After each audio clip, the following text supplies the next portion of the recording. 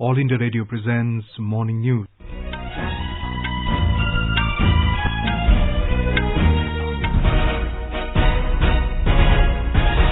Good morning, I am Abhishek Mukhopadhyay and with me is Subhadra Ramachandran. The headlines.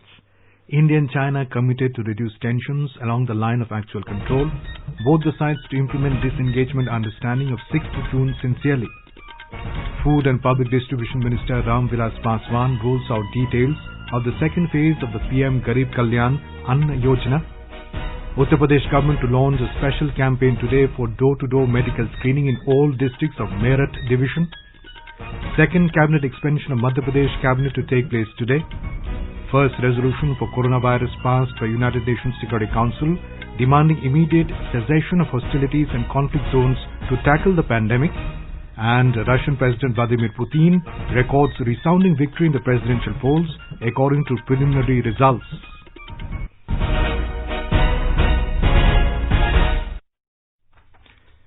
India and China have emphasized the need for an expeditious, phased and stepwise de-escalation as a priority along the line of actual control. Both sides have been engaged in discussions through established military and diplomatic channels to address the situation. Commanders from the People's Liberation Army PLA and Indian Army held a meeting at Chushul on the Indian side yesterday for another round of talks.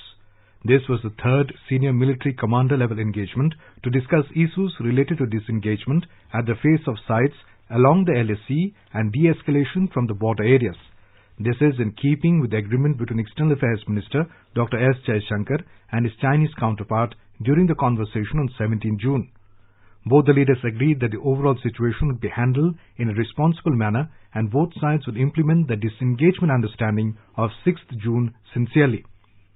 Our correspondent quoting sources reports that the third meeting between the Lieutenant General level officers of both the countries yesterday was long and held in a business-like manner, keeping in view the COVID-19 protocols. The discussions reflected the commitment of both sides to reduce the tensions along the LAC. The process of disengagement along the LAC is complex and in such a context, speculative and unsubstantiated reports need to be avoided.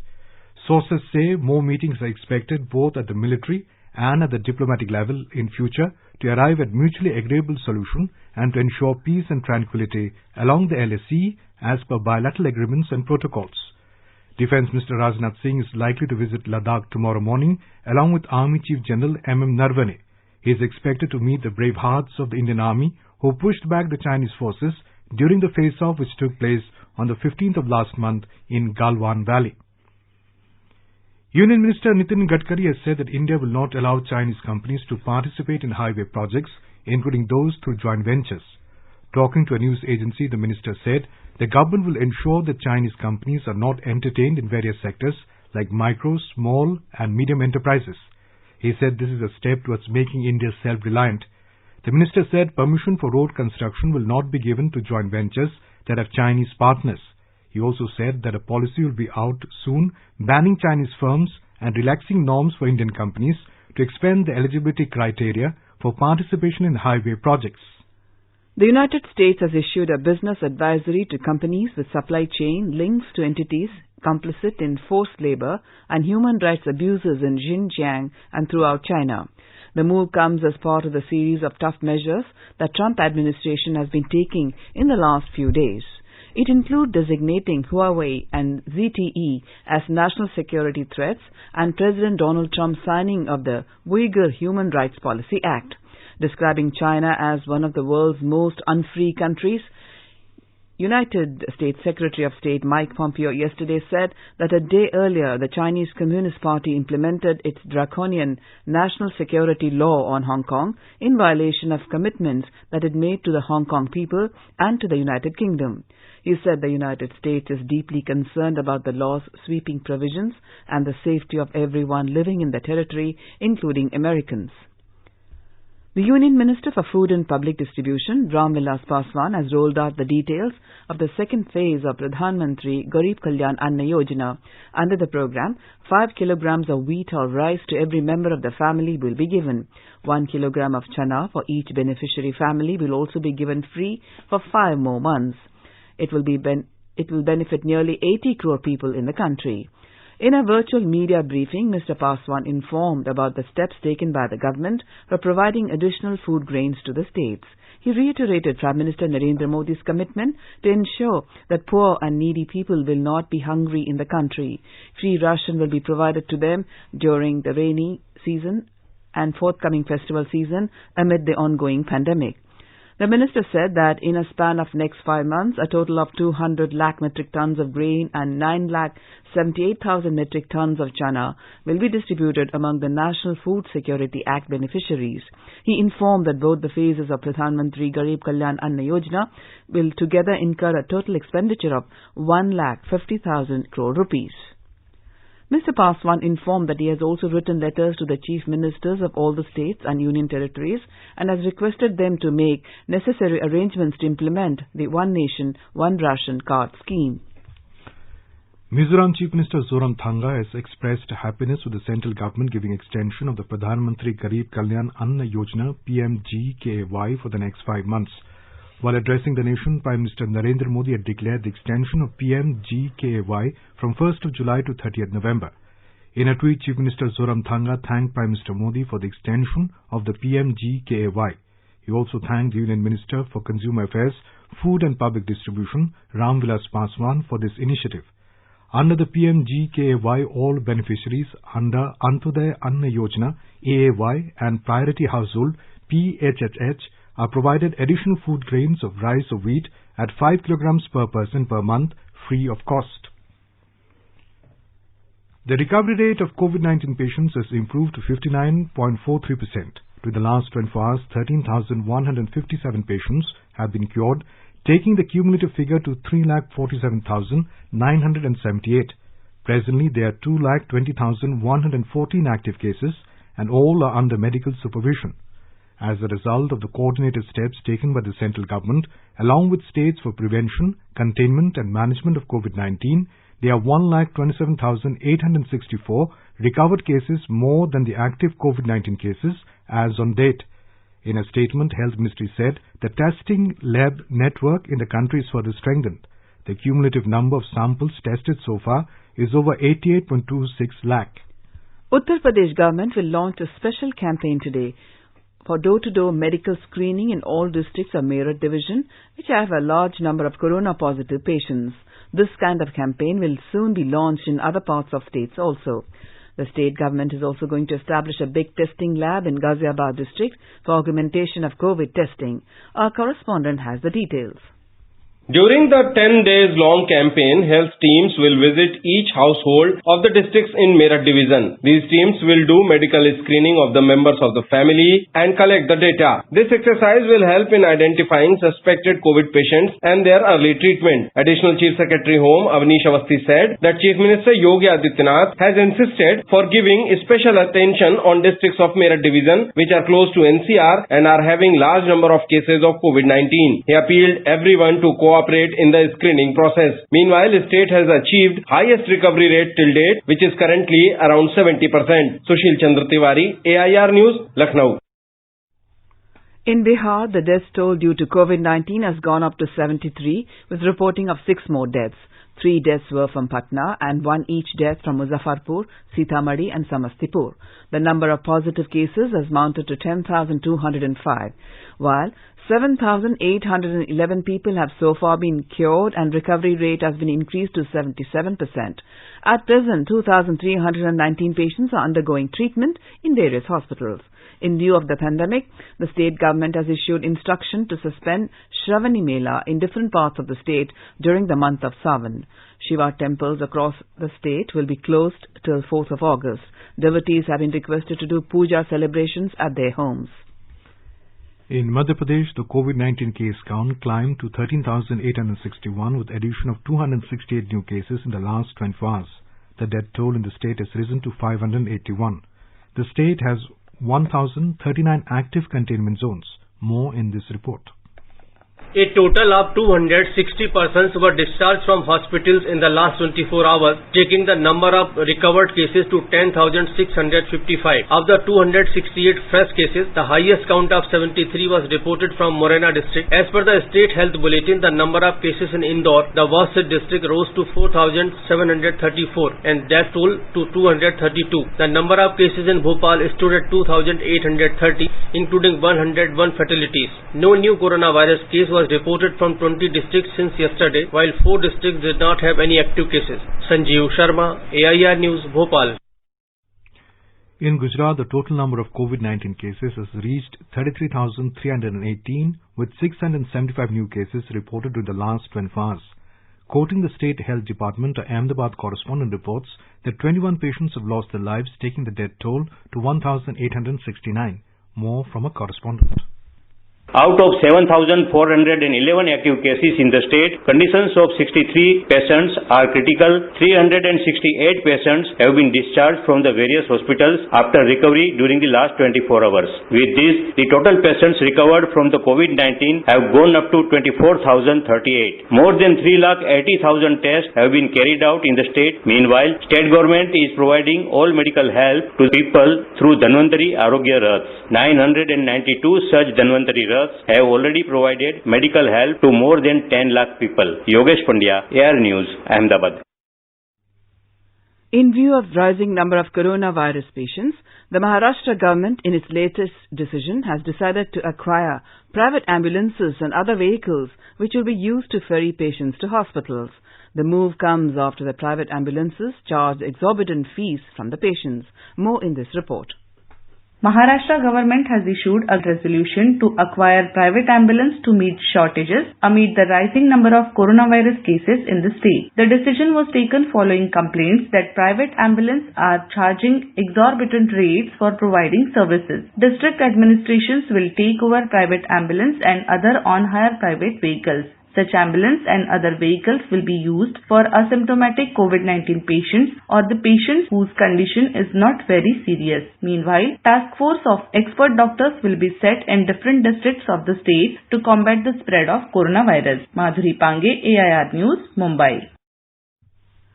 Telangana state continues to witness spike in COVID-19 cases, with 1,018 fresh coronavirus positive cases being reported yesterday.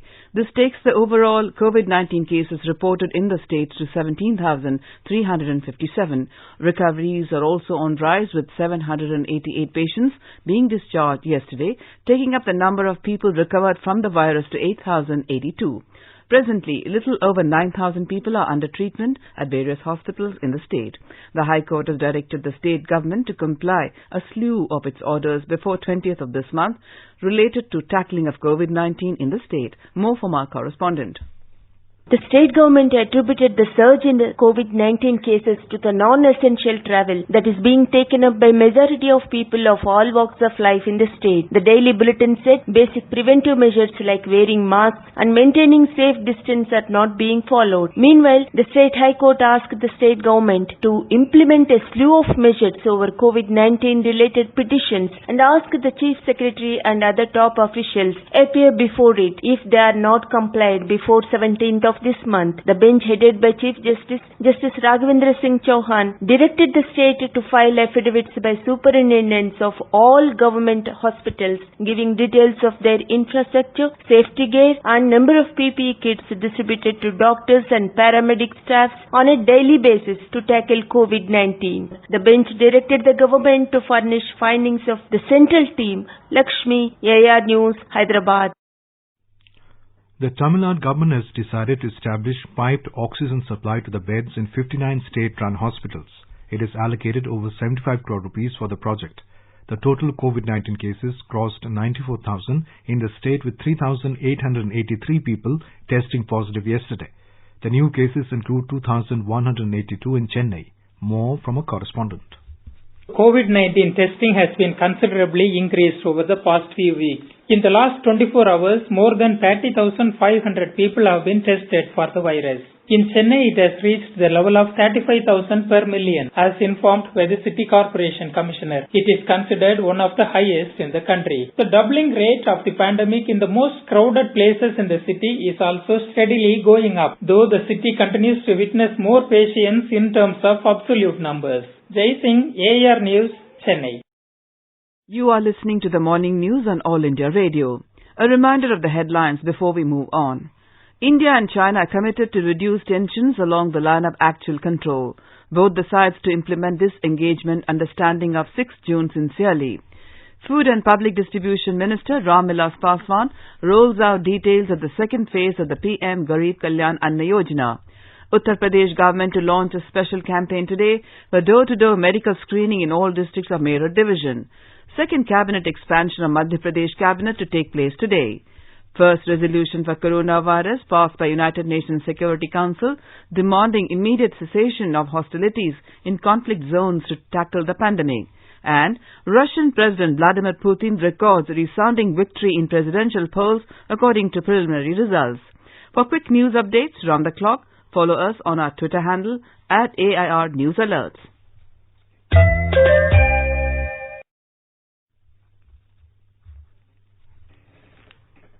In Punjab, 101 new cases were reported positive for COVID-19. 122 patients were discharged from various hospitals after recovery, and 5 corona deaths were also reported in the last 24 hours. Our correspondent reports that out of total 101 cases found positive, 41 are from Ludhiana. With this, the number of positive persons found so far in the state has risen to 5,668. The number of recovered patients has risen to 3,989. The 149 deaths have also been reported so far. In Haryana, 527 corona patients were discharged from various hospitals after recovery. 393 new cases were reported positive for COVID-19 and 4 patients died within the last 24 hours. The recovery rate in Haryana further improved to 70.27%. Our correspondent reports that out of 393 new positive cases, 165 are from Faridabad and 116 from Gurugram. According to Haryana Health Department, with this, the number of COVID-positive persons found so far in the state has risen to 14,941 and number of cured patients has gone up to 10,499. The death of 240 COVID patients have been reported so far. In Meghalaya, the state government held talks with the armed forces in the wake of personnel based in the state testing positive for COVID-19. It has also directed the state chief secretary to write to the Ministry of Home Affairs to put on hold all types of transfer and postings of armed forces personnel. Meghalaya Health Minister A.L. Heck said that the state government held several rounds of meetings already with the heads of armed forces stationed in the state to discuss the situation and steps ahead. The health minister also informed that 2 more positive cases were found who are part of the high-risk contact of the BSF personnel. He said that the total number of positive cases stands at 53, with 42 recovered, 12 active cases. Deputy Chief Minister Preston Tinsong also informed that detailed discussion on packages announced by Prime Minister was held yesterday in a review meeting. In our series Experts Speak on All India Radio, we bring you the views of the leading medical experts on COVID-19. Speaking to AIR News, Dr. Sonali Bali, psychiatrist at Vidyasagar Institute of Mental Health and Neuro and Allied Sciences, New Delhi, said that misinformation regarding COVID through multiple unverified sources has led anxiety-related issues in people, which manifests in the form of social stigma. She advised everyone to limit exposure to only verified information sources. One can be socially connected with near and dear ones. Limiting the use of internet, use it for better things like constructive workshops, maintaining a positive, optimistic attitude which will help in putting things in perspective. And one can also indulge in some basic relaxation techniques which can help a person deal with the anxiety associated with this period. And another thing I feel which is important is to maintain a kind and compassionate attitude towards others. Dr. Saurabh Mehrotra, consultant at Mental Health Division in Medanta Hospital, emphasized that people should indulge in positive activities, namely reading books, music, exercise, amongst other activities. He said special care should be taken not to overexpose oneself to excessive COVID-related news, which leads to anxiety-related issues. Positive addictions would include the creative arts, such as drawing, or writing, painting. All of these qualify as positive addictions. Music is positive addiction. People who are interested in dancing, that's a positive addiction. Playing a game with family members has the beneficial effect of both the social interaction as well as the fun of the game. Some people like to do gardening, some people like to do cooking. All of these qualify as positive addictions and have a significant benefit in reducing the stress. Then social connection is very important.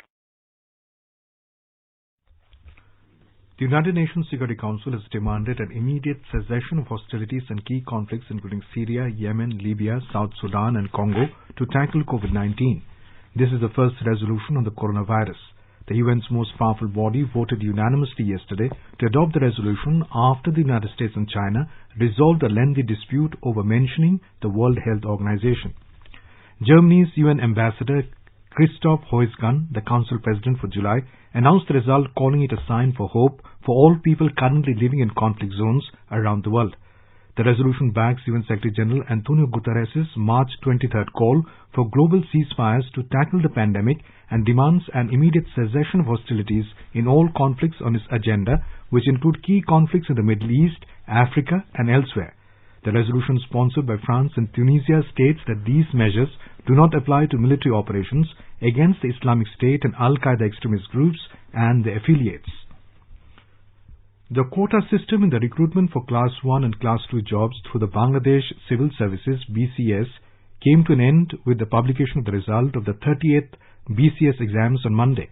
Following large-scale protests in the country, the Bangladesh government had decided to scrap quotas for Class 1 and Class 2 jobs in the country in October 2018. The current batch of BCS would be the last batch to be selected under the quota system, which gave 56% reservation to various categories of candidates in these jobs. This included 30% for the family members of liberation war fighters, 10% for women, 10% for disadvantaged districts, 5% for small ethnic groups, and 1% for people with disabilities. However, the quota for the disabled people will continue. The quota will also continue for Class 3 and Class 4 jobs in the government. The quota system was introduced through an executive order in 1972. It has been amended several times since. President Vladimir Putin has won a resounding victory in his bid to stay in power until the middle of the next decade. According to preliminary results, Russians voted overwhelmingly to endorse the country's political status quo. Russians went to the polls yesterday to cast ballots in a nationwide referendum on constitutional amendments. The vote paves the way for Putin, who has ruled for 2 decades, to remain president until 2036. Last night, Russia's Central Election Commission released a preliminary tally of results as polls close. After processing 50% of ballots, it said 76.24% of the citizens voted supporting the amendments. The early results are reminiscent of the 2018 presidential election, when Putin won re-election in a landslide with 3/4 of ballots cast. Back home in Madhya Pradesh, the second expansion of the state cabinet will take place today.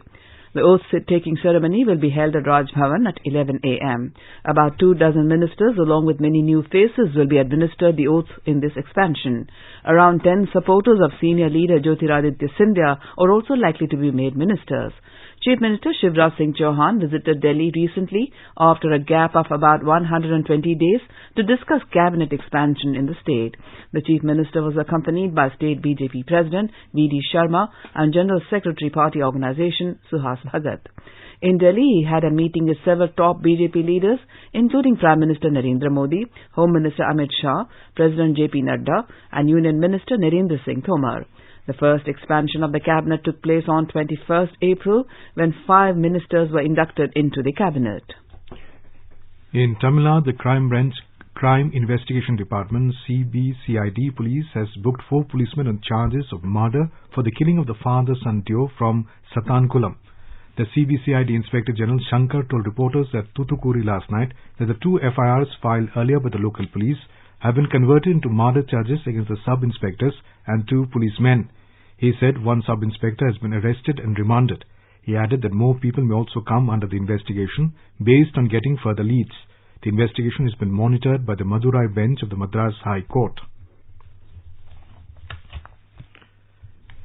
Union government has launched the special liquidity scheme of 30,000 crore rupees to improve the liquidity position for non-banking finance companies, NBFCs and housing finance companies, HFCs. The scheme was launched yesterday through a special purpose vehicle in the form of SLS Trust set up by the SBI Capital Markets Limited. Finance Minister Nirmala Sitharaman announced it on the 13th of March this year.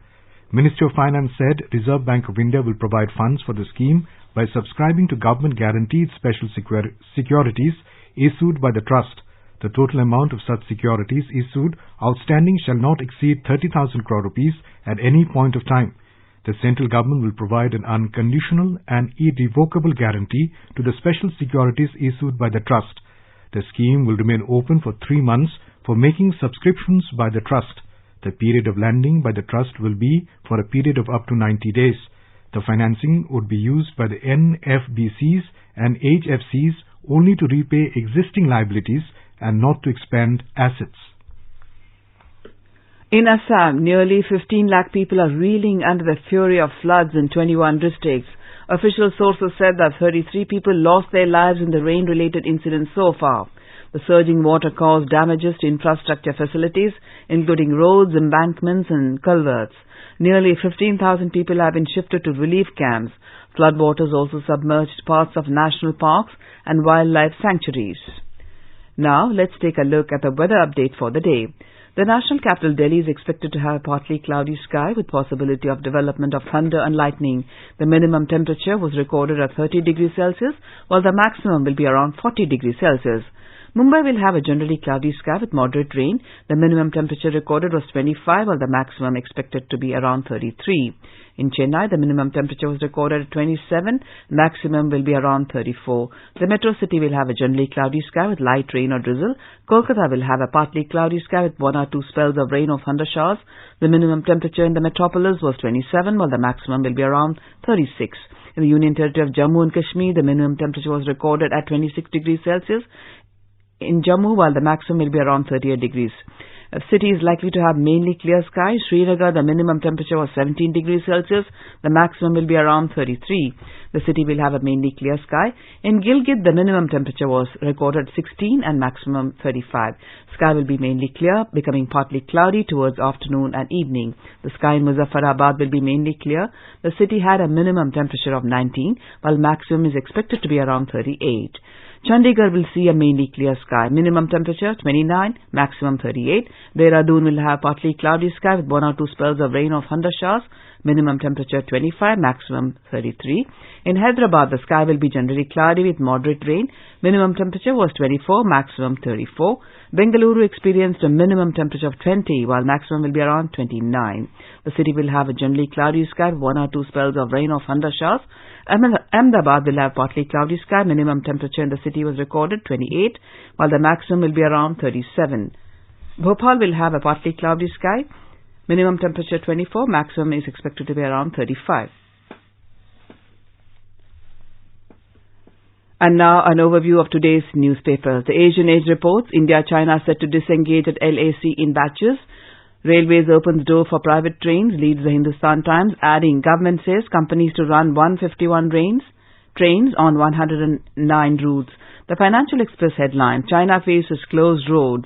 The paper writes that Nitin Gadkari says Chinese firms can't bid in highway projects even as JV partners.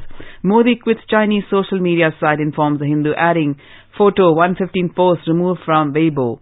Cashless rupees 2.5 lakh aid to road accident victims to obviate delay, states the Pioneer. New government policy to cover foreign nationals too, says the paper. No to Patanjali's Coronil, not as drug for COVID, informs the Tribune. And finally, asked to vacate Delhi residents, Priyanka Gandhi may shift to Lucknow, reports the Times of India. And now, before we end the bulletin, the headlines once again. India and China committed to reduce tensions along the line of actual control. Both the sides to implement disengagement understanding of 6th June sincerely. Food and Public Distribution Minister Ram Vilas Paswan rolls out details of the second phase of the PM Garib Kalyan Ann Yojana. Uttar Pradesh government to launch a special campaign today for door-to-door medical screening in all districts of Meerut division. Second cabinet expansion of Madhya Pradesh cabinet to take place today. First resolution for coronavirus passed by United Nations Security Council demanding immediate cessation of hostilities in conflict zones to tackle the pandemic. And Russian President Vladimir Putin records resounding victory in the presidential polls according to preliminary results. And for details of these stories and more, log on to our website www.newsonair.com and News on AIR app. And with that, we end the morning news. Have a nice day.